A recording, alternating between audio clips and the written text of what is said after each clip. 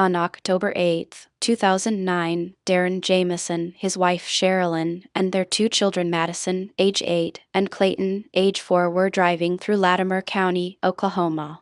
They were headed to Robbers Cave, a state park known for hiking and camping. By all accounts, it was a normal autumn day. No distress calls. No warnings. At some point that afternoon, on a rural Forest Service road outside the town of Wilburton, they pulled over. The truck was found empty 3 days later. Inside, a starving dog, the keys still in the ignition, and $32,000 in cash scattered across the seats.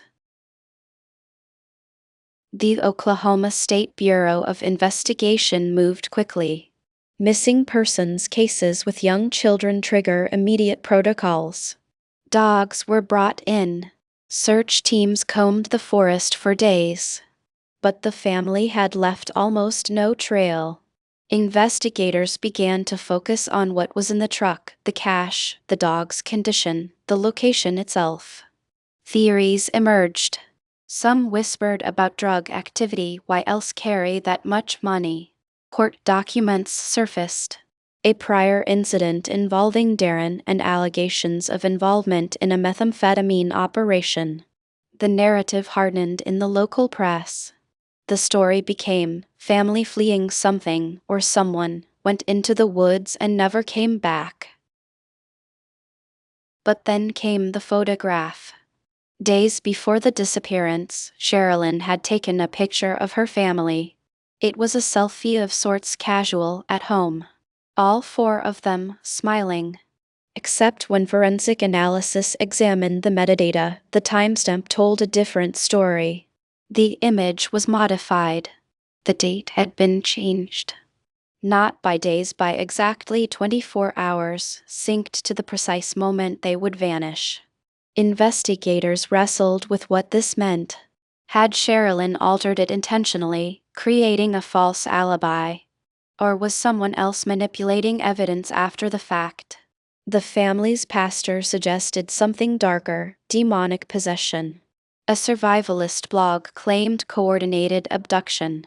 What began as a missing persons case fractured into competing narratives. 2 explanations emerged from the evidence. The first, voluntary disappearance, possibly a murder-suicide triggered by financial desperation or relationship collapse. The altered photo suggested premeditation. The cash was insurance. They walked into the woods intentionally. The second explanation, external threat. Someone forced them off that road. Someone wanted the money.